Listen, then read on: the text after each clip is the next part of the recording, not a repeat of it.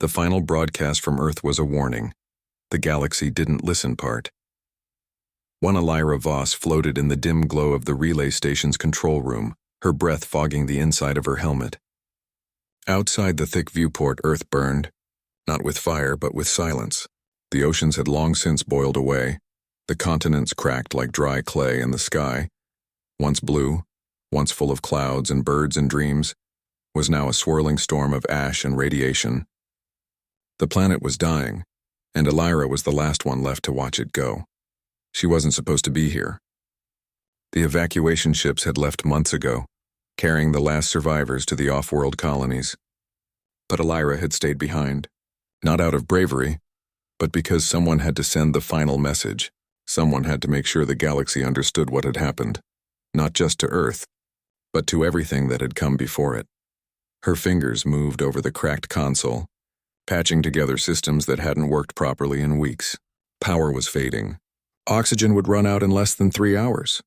But she had one last transmission to send. The message wasn't a cry for help. It wasn't a farewell. It was a warning. "Do not follow our path," she whispered into the mic, her voice steady despite the tremor in her hands. "Do not seek the echo." She paused, watching a solar flare tear across the planet's surface like a claw. The ground split open in silent fury. No sound reached her up here, space swallowed everything. But she could feel it in her bones, in the hum of the station's failing walls. "The echo is not a signal," she continued. "It is a trap. It listens, it learns, and once it knows your voice, it comes for you." She stopped recording. Her heart pounded. She knew how it sounded, like madness. But she had seen the data. She had traced the strange energy spikes that had begun appearing in deep space just before Earth's collapse. They matched no known phenomenon. They pulsed in rhythm with human brainwaves, and they always appeared after someone tried to contact the source of an ancient, repeating signal buried in the cosmic background noise, a signal Earth scientists had nicknamed the Echo. At first it seemed harmless. Just static. Then entire research stations went dark. Then colonies. Then Earth itself. Elira encoded the message into a quantum burst, a signal so dense it could travel faster than light, slipping through the fabric of space like a ghost. She aimed it at random coordinates, hoping it would scatter across the galaxy, reaching someone, anyone who might understand. Just as she hit transmit, the station shuddered violently. Alarms blared, then died instantly as power failed. Red emergency lights flickered once and went out. In the sudden darkness, only the faint glow of her wrist display lit her face. Something had hit them. Not debris, not a meteor. The impact had been too precise, too clean, like a hand reaching out from the void and slapping the station silent. Elira's breath came faster. She checked the external sensors. Nothing, no ships, no energy signatures, just empty space and the dying Earth below. Then the comms panel lit up on its own. A voice, her own voice, played back from the recorder she'd just used. But it was wrong. The words were the same, but the tone was flat, cold, like a machine mimicking life. And behind it, beneath the words, there was a whisper, a hiss of static that formed patterns almost like language. She ripped the recorder from the console and smashed it against the wall. The voice stopped. But the static remained, humming softly through the station's speakers. Panic clawed at her throat. She knew then that the echo wasn't just out there. It was already here. It had followed the signal back. With trembling hands, she rebooted the backup transmitter. She had one chance. She re-encoded the message, stripped it down to its core, a single sentence, repeated in every known language, embedded in a carrier wave designed to degrade after one playback. "Do not seek the echo." She fired it into the void. The moment the transmission left the antenna, the station's lights flared bright white, then died completely. The air grew cold. Her suit's oxygen alarm beeped weakly. She had minutes left. Elira floated to the viewport one last time. Earth was gone now, swallowed by a wave of solar plasma. There was nothing left to save, only the message. She closed her eyes and waited. Light years away, aboard a battered freighter named the Driftspire, Junior Comms Officer Cale Wren sat alone in the ship's cramped signal bay. The vessel was hauling scrap metal from a dead moon to a processing ring near the outer rim. Boring work, quiet work, Exactly what Cale wanted after his last posting ended in disaster. He scrolled through routine cosmic noise, pulsars, quasars, the usual background hum of the universe, when something caught his ear. A burst, short, sharp, unlike anything in the database. He replayed it. A human voice, female, speaking in standard tongue. Do not seek the echo. Then silence. He frowned. Earth had been declared uninhabitable 2 cycles ago. No one should be transmitting from there. And the signal. It felt off. The way the words ended, the pause before echo, it was too deliberate. Like it was hiding something. He ran a spectral analysis. The signal contained layered harmonics, hidden beneath the main frequency. When he isolated them, they formed a repeating pattern, but in reverse. Every 7.3 hours, the entire sequence flipped backward. Cale sat back, stunned. No natural phenomenon did that. This was engineered, designed to be noticed by someone who knew how to look. He flagged it for the captain. Rel Torvin, a grizzled veteran with a cybernetic eye and zero patience for ghost stories. Probably a prank, Torvin grunted, barely glancing at the report, or a dying satellite playing its last song. Forget it, but Cale couldn't. That night he replayed the message again, and again. Each time the static behind the voice seemed to shift as if listening back. He didn't tell anyone. Not the captain. Not the engineer and Mira Tolan, who fixed everything with a scowl and a wrench. He kept it to himself, studying the signal in secret, tracing its origin point. It came from the Sol system, from Earth. And it wasn't just a warning. It was a lure. Cale didn't know it yet, but by listening, he had already taken the first step down the same path that had destroyed Earth. The echo didn't care who heard it. It only cared that someone did. And now it had a new voice to learn. The final broadcast from Earth was a warning. The galaxy didn't listen. Part 2 Kyle Wren stood in the cargo hold of the Drift Spire, staring at the star map projected on the wall. The red dot marking Earth's location pulsed like a heartbeat. For 3 days he had watched the strange signal repeat, forward then backward every 7.3 hours, as if time itself were folding over the message.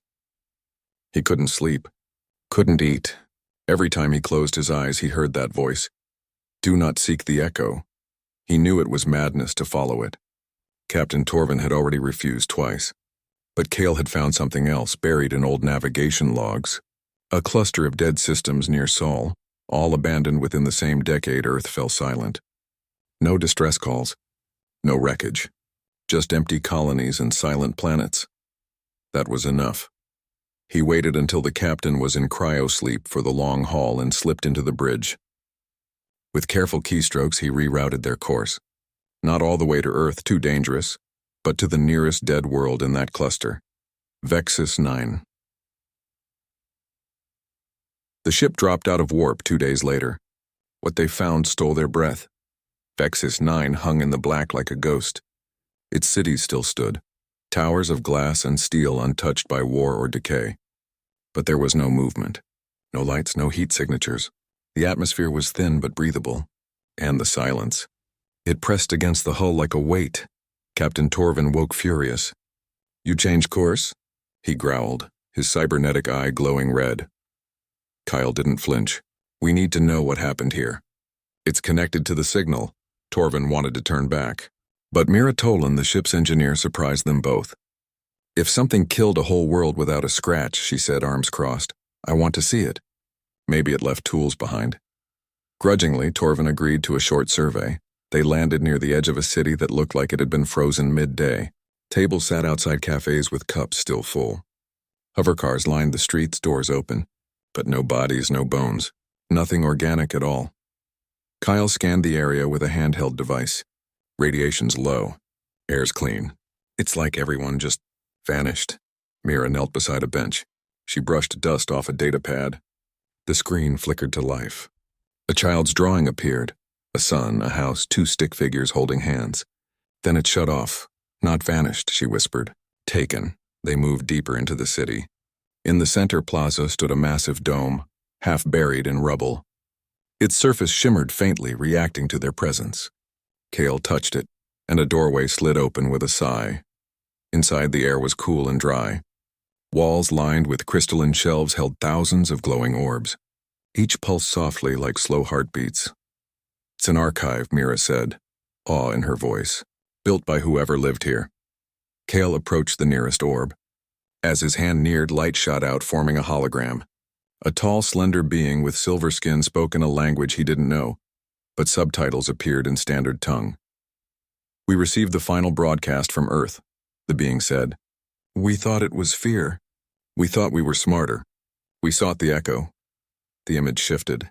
Stars, ships, then darkness. We were wrong. The hologram faded. Kale moved to the next orb. Another species. Another warning. Same ending. They walked through the archive for hours, watching civilization after civilization make the same mistake. Each had heard Earth's message. Each had ignored it. Each had reached out to the echo and disappeared. "This isn't just a record," Kale said, voice tight. "It's a tomb." Mira found a central console at the heart of the dome. It responded to touch. Symbols lit up under her fingers. She didn't understand them, but she pressed a sequence that felt right, a pattern that matched the reverse rhythm of Earth's signal. The floor trembled. Lights flared across the archive. Every orb blazed at once. Holograms filled the chamber. Hundreds of voices speaking at once, overlapping, screaming, whispering. Then silence. A single new hologram formed. Human this time, wearing a tattered Earth defense uniform. The face was gaunt, eyes hollow. "If you are seeing this," the figure said, "you have already listened. That means it knows you exist. Do not speak its name. Do not replay the signal. Do not—" The message cut off. The hologram flickered and changed. Now it showed Kale, not a recording, not a guess. It was him, standing right there in the archive, mouth slightly open in shock. The hologram Kale turned its head and looked directly at the real Kale. "You are curious," it said in Kale's own voice. Mira grabbed his arm. "We need to go now." But the doorway had sealed shut. Alarms blared, not from their ship, but from the archive itself. The walls began to shift, panels sliding open to reveal smooth black surfaces that absorbed light. From those surfaces came sound. Not one voice. Thousands. Whispers in every language Kale had ever heard, and many he hadn't. Phrases from the broadcasts they'd watched. Fragments of Earth's final warning, and beneath it all a low hum that vibrated in his teeth. "It's learning us," Mira said, backing toward the console. "It's using the archive to copy our voices." She slammed her palm on the console again, trying to override the lock. Nothing happened. Kale's comms unit crackled. Captain Torvin's voice strained. "Kale! Mira, get out of there! The ship's systems are going crazy. Something's hacking the mainframe." Then static. The whispers grew louder. One voice rose above the rest, clear, calm, and terrifyingly familiar. "Do not seek the echo," it said. But it wasn't the original message. This time it ended with, "But you already have." Mira's eyes widened. It's not just replaying. It's answering. She spotted a maintenance shaft near the floor, small, rusted, probably forgotten. "There, go!" They scrambled toward it as the archive's lights dimmed. The black panels on the walls began to ripple like liquid. Shapes formed within them, vague, human-like, reaching. Kale pried the grate open. Mira shoved him in first. He crawled through tight metal tunnels, heart hammering, the whispers chasing him like smoke. Behind them, the archive fell silent. Too silent. They emerged on the far side of the dome, gasping.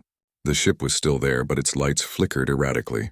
Torvin stood at the ramp, weapon drawn. "Move!" he shouted. They sprinted across the dead plaza. Behind them, the dome's surface rippled again.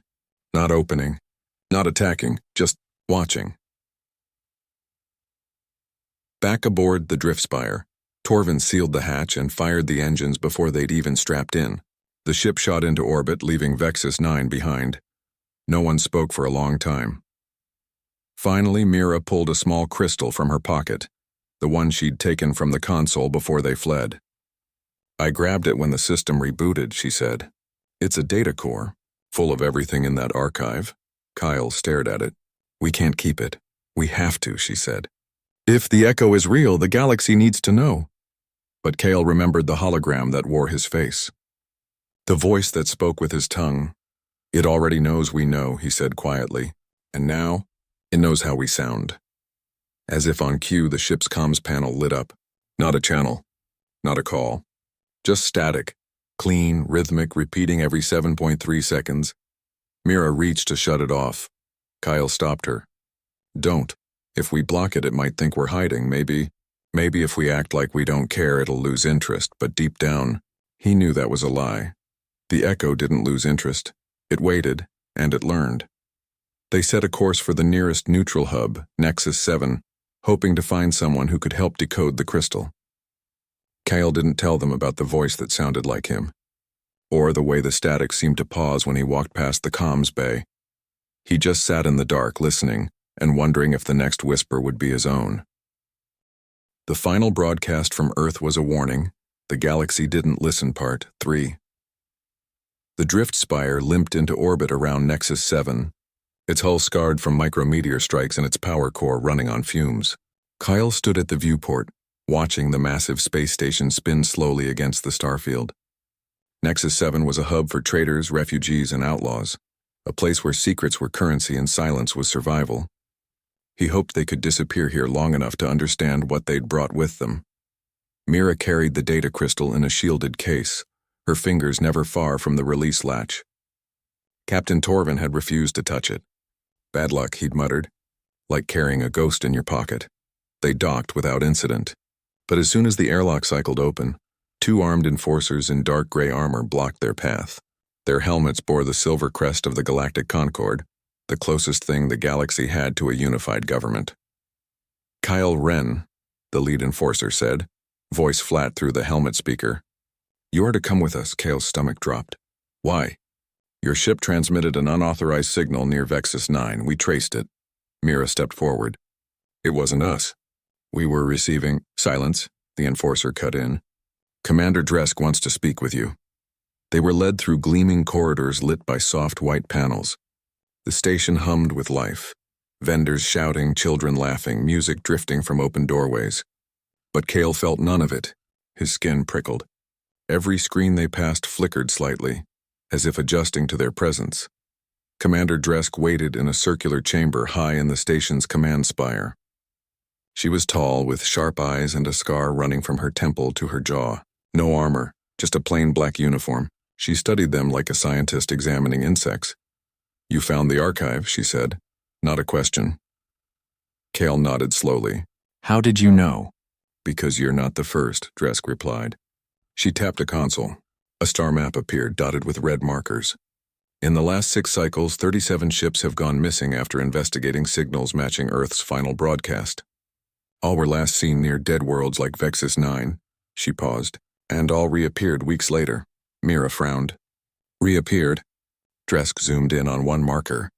The Starward Hope. Vanished near the Helios belt. Reappeared drifting near Concord Central. No crew, no signs of violence. But its comms array was broadcasting Earth's warning on loop. Kale's blood ran cold. And the crew? Gaunchy like on Vexus 9, no bodies. No traces, just empty. Dresk turned to him. You heard the signal. You went looking. That makes you a risk, but it also makes you useful. She offered them a deal, help the Concord study the echo, and they'd get protection resources and safe passage off Nexus 7. Refuse, and they'd be quarantined indefinitely. Torvin wanted to walk away, but Mira agreed. We need answers, she said quietly, before it finds us again. That night, Kyle couldn't sleep. He wandered the guest quarters, listening to the station's quiet hum. Then he heard it, the static. Faint, but there. Coming from the wall panel near his bed, he pressed his ear to it. Beneath the hiss, a rhythm formed. Not random. It matched his breathing. He jerked back. The next morning, Joran Vale, a young comms specialist assigned to assist them, met them in the lab. He was thin, nervous with fingers that never stopped moving. I've been analyzing your signal, he said, eyes wide behind thick glasses. It's not just sound. The static between words, it carries patterns. Neural patterns, Kale leaned in. What does that mean? Joran swallowed. It means the broadcast isn't just a message. It's a carrier wave, like a virus that spreads through communication itself. Every time someone replays it, the static imprints on their neural frequency. It learns how they think, how they speak. Mira stared at the data crystal. So the echo isn't a thing. It's information, and it uses curiosity to spread. Exactly, Joran whispered. And once it knows you, it can mimic you. Perfectly. As if on cue, the lights flickered. The lab's main screen lit up with Earth's warning, but this time it spoke in Joran's voice. Joran paled. It's already here. Over the next 2 days, strange things happened. Ship logs changed on their own. Personal messages were rewritten with odd phrases. Crew members reported hearing their own voices whispering from empty rooms. Then Joran vanished. His quarters were sealed from the inside. No signs of struggle. His bed was made. His datapad sat on the desk, playing a single audio file on repeat. Kale played it. It was Joran's voice, but wrong, calm, empty. It's learning your voices, the recording said. Soon it won't need to listen anymore. Dresk ordered a full lockdown of the sector, but Kale knew it was too late. The echo wasn't on the station. It was in the network. In every transmission. In every word spoken near an open mic. That evening, Mira pulled Kale aside. I checked the Concord Central Comms log, she said, voice low. They've been archiving every copy of Earth signal they recover. Hundreds of them. Stored in the core data vault. Kale's eyes widened. They're keeping it all in one place? It's like a nest, Mira said. And we just walked into it. They tried to warn Dresk, but she dismissed them. We control the signal, she insisted. We study it safely. But Kale remembered the archive on Vexus 9, how it had shown him his own face, how it had spoken with his voice. The echo didn't need to break in, it was already inside. That night, alarms blared through Nexus 7. Not fire. Not breach. A comms emergency. Kale and Mira ran to the observation deck. Outside, a ship drifted into view. The Starward Hope, the one Dresk had mentioned. Its hull was spotless. Lights glowed softly. And from its open comms channel, Earth's warning played in a dozen voices at once. More ships appeared. Dozens. All empty. All broadcasting. Dresk's voice came over the station-wide channel, strained but steady. All personnel, seal your sectors. Do not engage with unknown signals. Do not. Her voice cut off, replaced by static. Then, clear as day, the message played again. But this time, it was Dresk's voice saying it. Do not seek the echo. Kyle turned to Mira. It's not just copying voices. It's taking control. Mira's hands shook. We have to destroy the data vault. All copies. Before it spreads further. But how? The vault was deep in the station's core, guarded by firewalls and armed patrols. Then Kale remembered something Joran had said. The echo spreads through playback. If no one hears it, it can't grow. An idea formed, risky, desperate, but possible. We don't need to destroy the vault, he said. We need to make it silent. Mira understood. A comms blackout. Cut the station off from subspace. Lock down all outgoing signals. But it'll trap us here, Kale said. Mira looked at the fleet of ghost ships outside. Better trapped than turned into one of them. They moved fast, using service tunnels to avoid patrols. The station felt wrong now, too quiet, too still. Screens showed looping messages and voices they recognized. Even Torvin's gruff tone echoed from a hallway speaker. You should have listened. They reached the central comms hub just as Dresk appeared, flanked by 2 enforcers. But her eyes were glassy, her movements too smooth. The echo offers peace, she said, voice layered with static. No more fear, no more questions. Only silence. Kale didn't hesitate. He slammed his fist on the emergency override panel. Red lights flashed. Klaxons wailed. The station's main comms array powered down. Outside, the ghost ships went dark. For a moment, silence. Then Dresk lunged. Mira tackled her. The enforcers froze, confused, as if their commands had been cut off.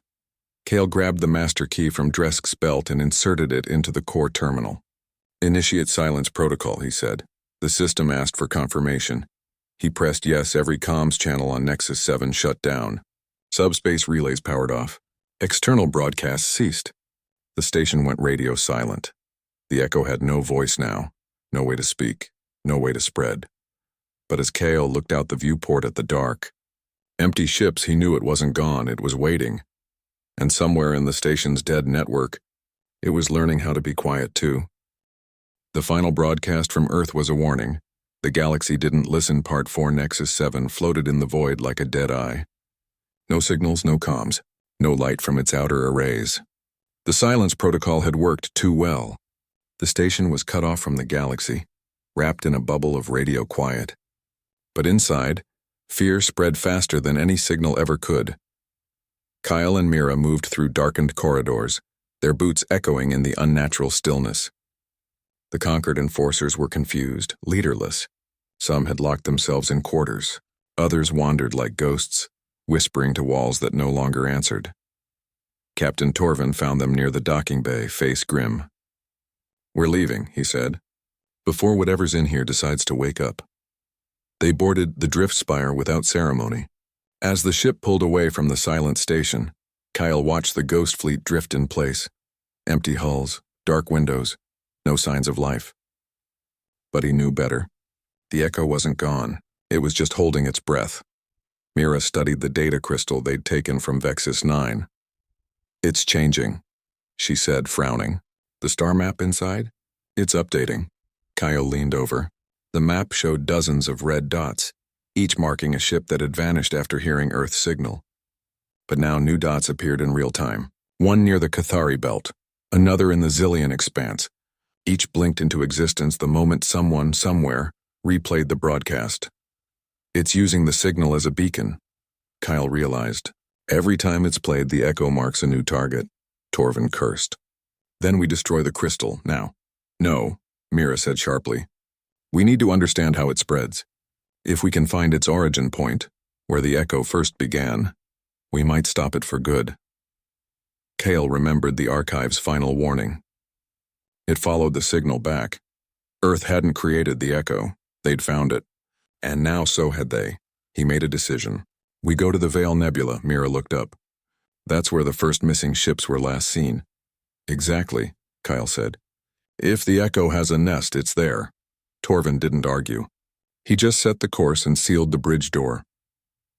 3 days later, the drift spire dropped out of warp at the edge of the Veil Nebula, a swirling cloud of ionized gas and dust, beautiful and deadly.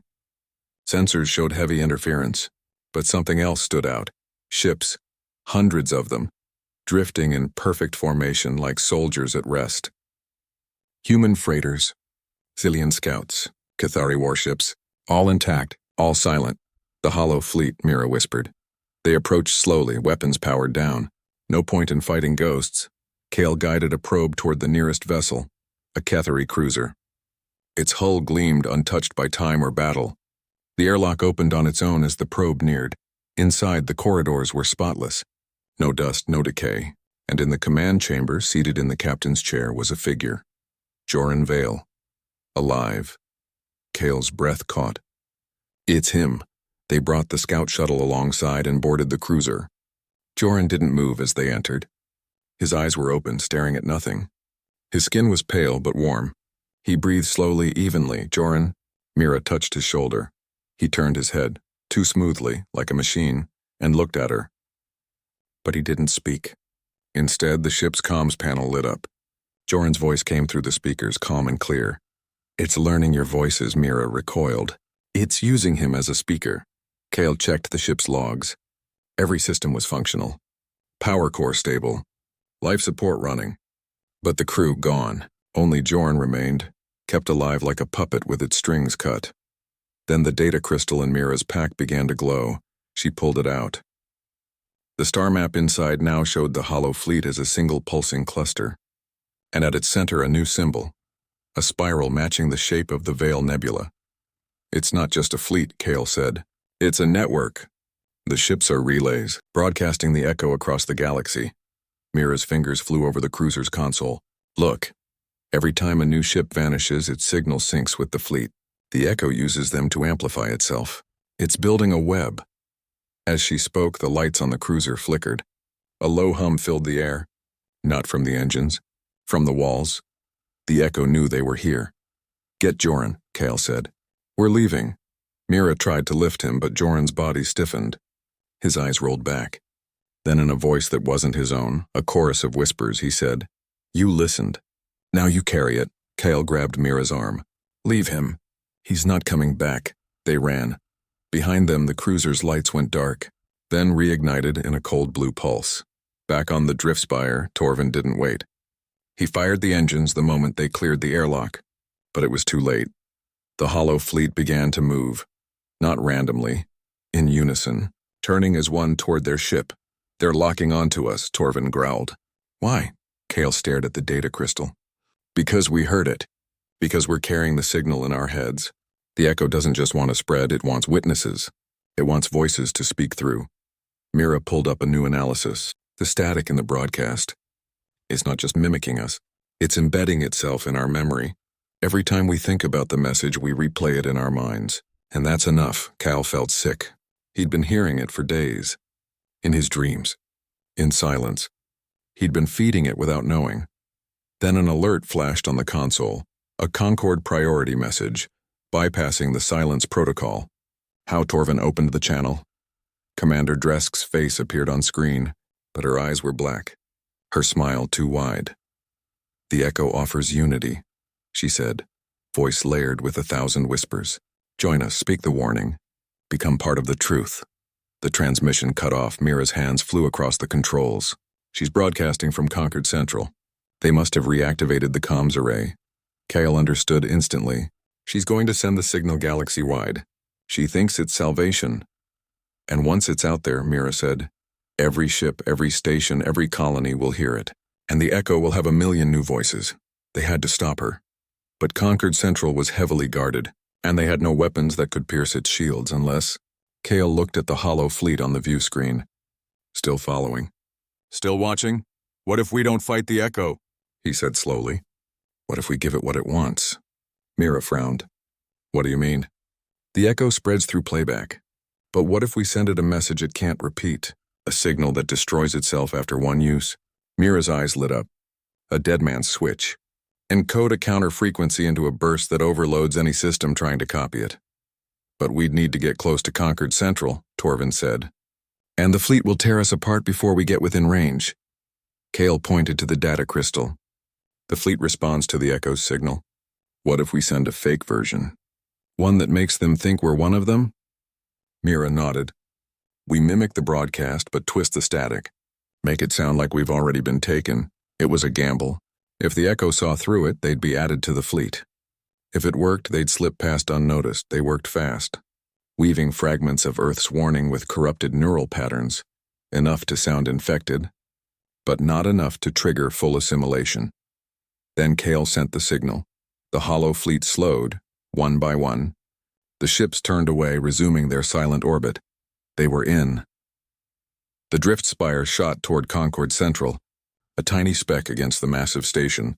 Inside, alarms blared. Dresk knew they were coming, but Kale didn't care. He loaded the counter signal into the main transmitter. One burst, one chance. As they entered firing range, Dresk appeared on screen again. "You cannot silence truth," she said. Kale didn't answer. He hit transmit. A pulse of energy shot from their ship, not sound, but pure data. It slammed into Concord Central's comms array. For a second, nothing happened. Then every screen on the station went black. The hollow fleet froze. And deep inside the station, Commander Dresk screamed, a real human scream, before falling silent. The echo's network flickered and collapsed. But as the drift spire turned to flee, Kyle noticed something. The data crystal was still glowing, and on its map, a single new dot appeared, not near a ship, not near a station, right where they were. He looked at Mira. She saw it too. The echo wasn't gone. It had just found a new carrier, and it was already inside their ship. The final broadcast from Earth was a warning. The galaxy didn't listen. Part 5 silence filled the cabin of the drift spire. Not the peaceful kind, but the heavy, waiting kind. The kind that comes just before a storm breaks. Kale stared at the data crystal in Mira's hands.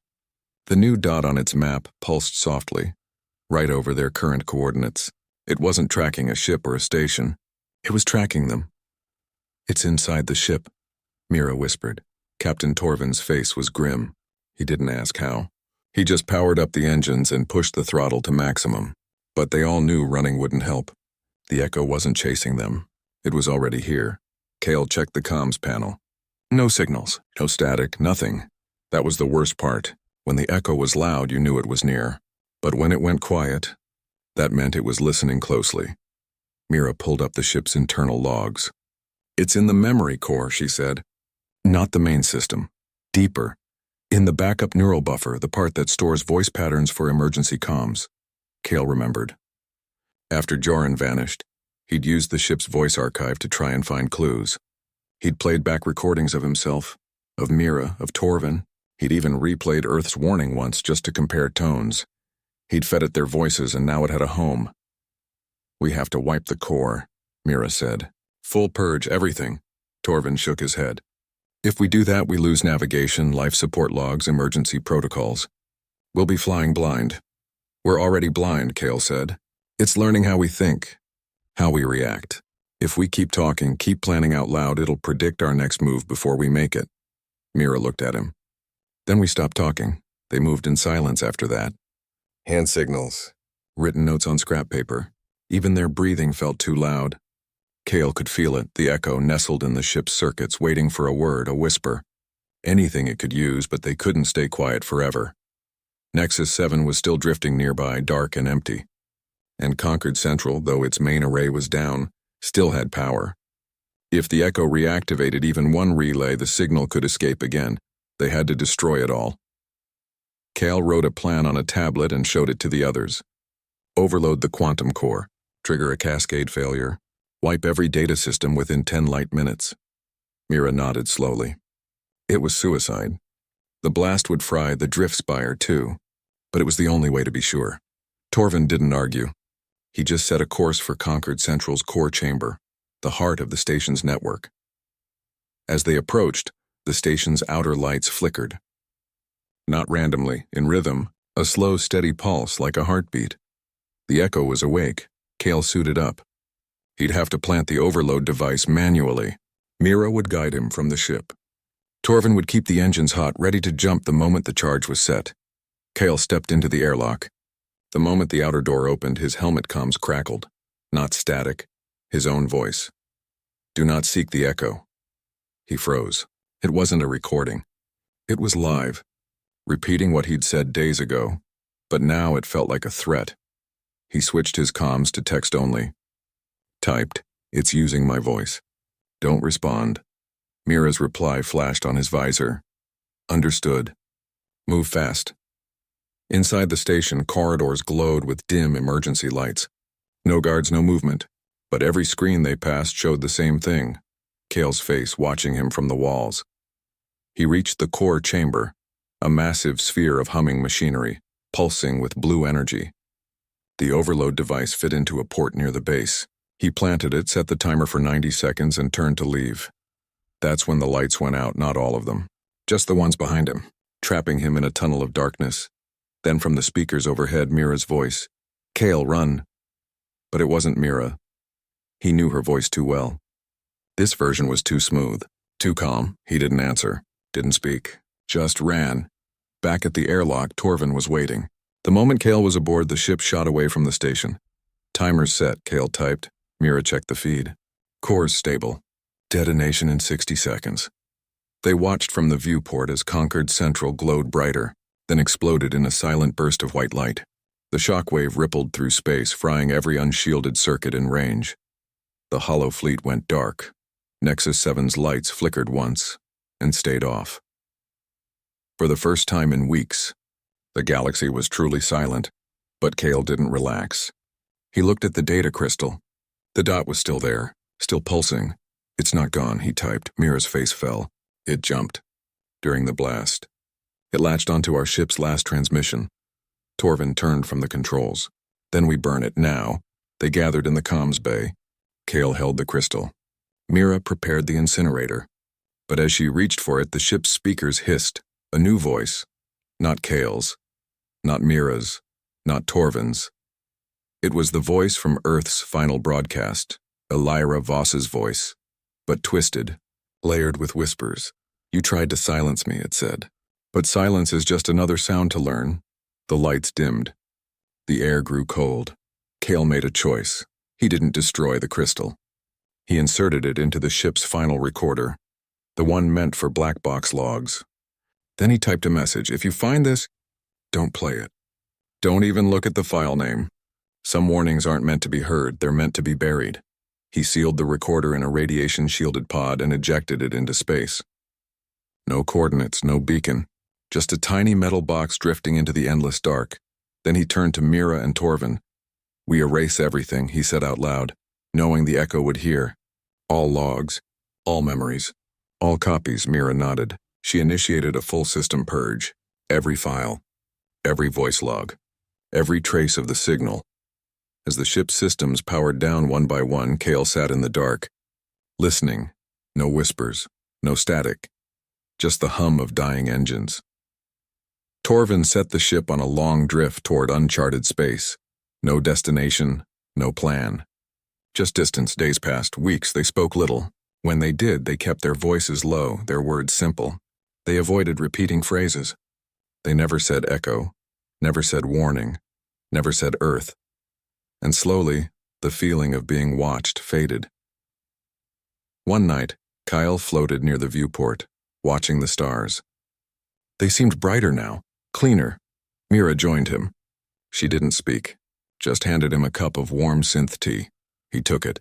Their fingers brushed. For a moment it felt like hope. But far behind them, in the cold void, the pod tumbled through space.